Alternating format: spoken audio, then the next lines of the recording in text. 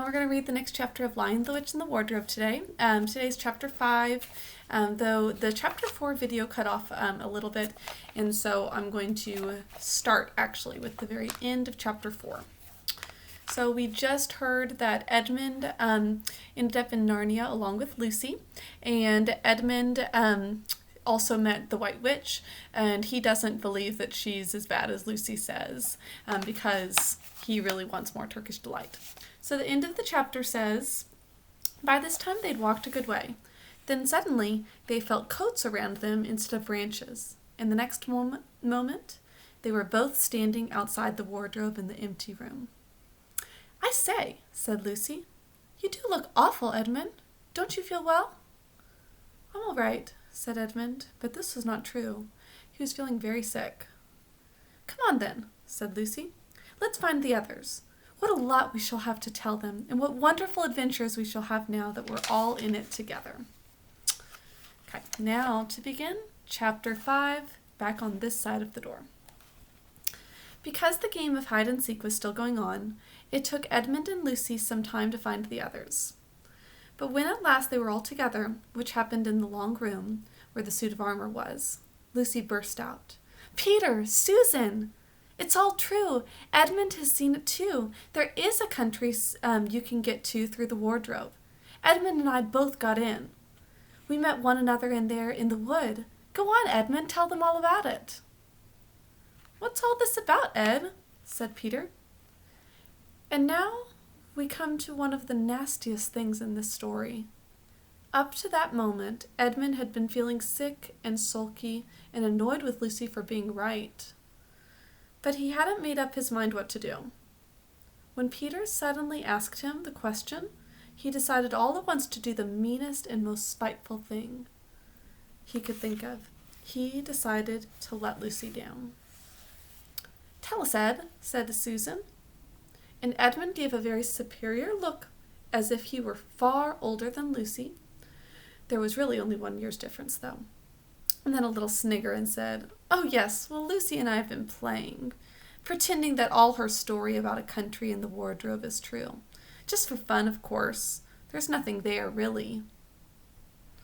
He's doing all this because he feels embarrassed, and so he wants to make it seem like he's better than her. Doesn't want to admit the truth and humble himself. Poor Lucy gave Edmund one look and rushed out of the room. Edmund, who was becoming a nastier person every minute, thought that he had scored a great success and went on at once to say, There she goes again. What's the matter with her? That's the worst of young kids. They always... Look here, said Peter, turning to him savagely. Shut up! You've been perfectly beastly to Lucy ever since she started this nonsense about the wardrobe. And now you go playing games with her about it and setting her off again?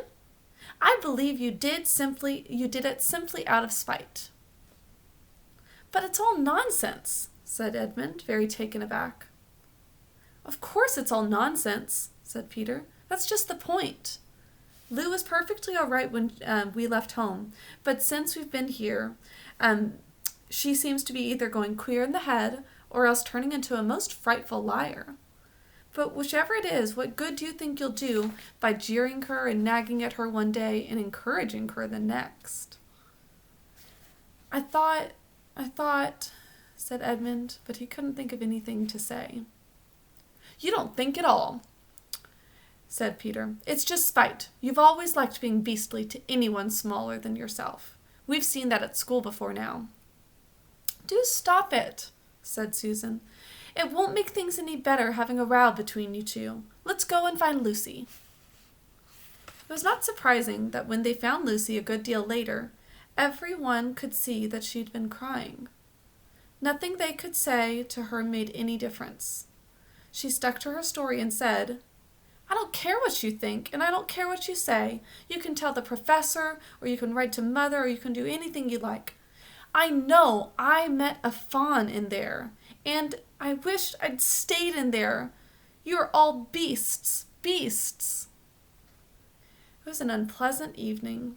Lucy was miserable, and Edmund was beginning to feel that his plan wasn't working as well as he had expected. The two older ones were really beginning to think, that Lucy was out of her mind. They stood in the passage talking about it in whispers long after she had gone to bed. The result was, the next morning they decided that they really would go and tell the whole thing to the professor. "He'll write to Father if he thinks there is really something wrong with Lou," said Peter. "It's getting beyond us."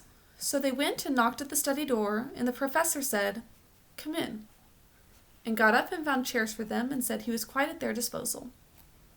Then he sat listening to them with the tips of his fingers pressed together and never interrupting till they had finished the whole story. Then he cleared his throat and said the last thing either of them ever expected. "How do you know," he asked, "that your sister's story is not true?" "Oh, but," began Susan, and then stopped. Anyone could see from the old man's face that he was perfectly serious. Then Susan pulled herself together and said, "But Edmund said they'd only been pretending."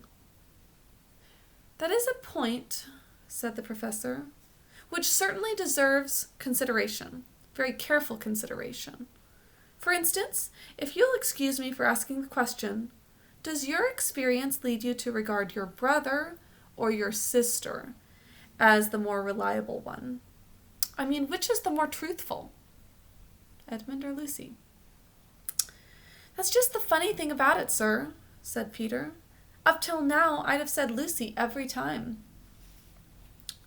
"And what do you think, my dear?" said the professor, turning now to Susan.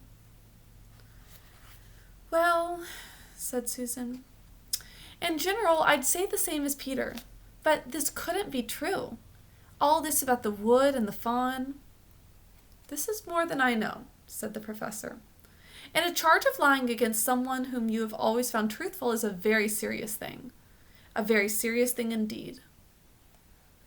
"We were afraid it mightn't even be lying," said Susan. "We thought there might be something wrong with Lucy." "Madness, you mean?" said the professor quite coolly. "Oh, you can make your minds easy about that. One has only to look at her and talk to her to see that she is not mad." And mad here is referring to crazy.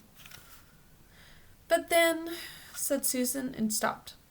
She'd never dreamed that a grown-up would talk like the professor and didn't know what to think. "Logic," said the professor, half to himself. "Why didn't they teach logic at these schools? There are only 3 possibilities. Either your sister is telling lies, or she is mad, or she is telling the truth. You know she doesn't tell lies, and it is obvious that she is not mad. For the moment, and unless any further evidence turns up, we must assume that then she is telling the truth." Susan looked at him very hard, and was quite sure from the expression on his face that he was not making fun of them. "How could it be true, sir?" said Peter. "Why do you say that?" asked the professor. "Well, for one thing, if it was real, why doesn't everyone find this country every time they go to the wardrobe? I mean, there was nothing there when we looked. Even Lucy didn't pretend there was." "What has that to do with it?" said the professor. "Well, sir, if things are real, they're there all the time." "Are they?" said the professor, and Peter did not quite know what to say. "But there was no time," said Susan. "Lucy had no time to have gone anywhere, even if there was such a place. She came running after us the very moment we were out of the room. It was less than a minute, and she pretended to have been away for hours." "That is the very thing that makes her story so likely to be true," said the professor. "If there really is a door in this house that leads to some other world, and I should warn you that this is a very strange house, and even I know very little about it.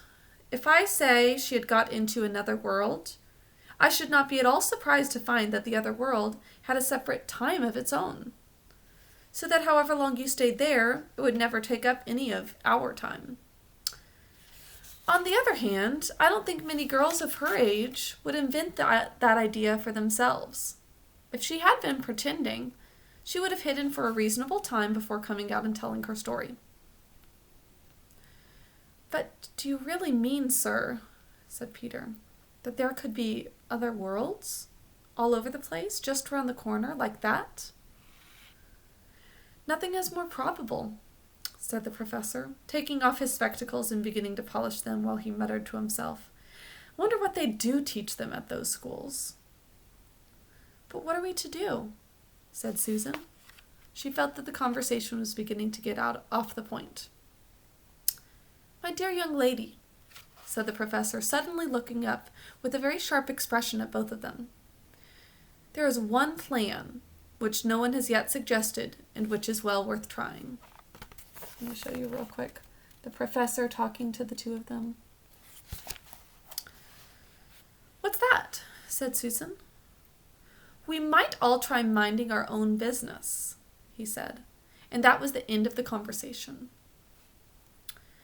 After this, things were a good deal better for Lucy. Peter saw to it that Edmund stopped jeering at her, and neither she nor anyone else felt inclined to talk about the wardrobe at all. It had become a rather alarming subject, and so for a time it looked as if all the adventures were coming to an end, but that was not to be. This house of the professor's, which even he knew so little about, was so old and famous that people from all over England used to come and ask permission to see over it. It was the sort of house that is mentioned in guidebooks and even in histories. And while it might be, for all manner of stories were told about it, some of them even stranger than the one I am telling you now. And when parties of sightseers arrived and asked to see the house, the professor always gave them permission. And Mrs. Macready, the housekeeper, showed them round, telling them about the pictures and the armor and the rare books in the library. Mrs. Macready was not fond of children and did not like to be interrupted when she was telling visitors all the things she knew. She had said to Susan and Peter almost on the very first morning, along with a good many other instructions. And please remember, you're to keep out of the way whenever I'm taking a party over the house. Just as if any of us would want to waste half the morning trailing round with a crowd of strange grown-ups, said Edmund, and the other three thought the same. That was how the adventures began for the second time. A few mornings later, Peter and Edmund were looking at the suit of armor and wondering if they could take it to bits when the two girls rushed into the room and said, Look out! Here comes Macready and a whole gang with her. Sharp's the word, said Peter, and all four made off through the door at the far end of the room. But when they had got out into the green room and beyond it, into the library, they suddenly heard voices ahead of them, and realized that Mrs. Macready must be bringing her party of sightseers up the back stairs, instead of up the front stairs as they had expected. And after that, whether it was that they lost their heads, or that Mrs. Macready was trying to catch them, or that some magic in the house had come to life and was chasing them into Narnia, they seemed to find themselves being followed everywhere, until at last Susan said, Oh, bother those trippers! Here, let's go into the wardrobe room till they've passed. No one will follow us in there. But the moment they were inside, they heard voices in the passage, and then someone fumbling at the door, and then they saw the handle turning. Quick, said Peter. There's nowhere else, and he flung open the wardrobe. All four of them bundled inside it and sat there, panting in the dark. Peter held the door closed, but did not shut it, for of course he remembered, as every sensible person does, that you should never, ever shut yourself up in a wardrobe. Okay, that's the end of the chapter. The next chapter is Into the Forest. So, do you think that the others will find their way in Narnia? Do you think that they'll side more with Lucy or with Edmund as far as the White Witch and Lucy's friendship with the Fawn? We'll see in our next chapter. So, this will be posted on Monday, and I will talk to you later.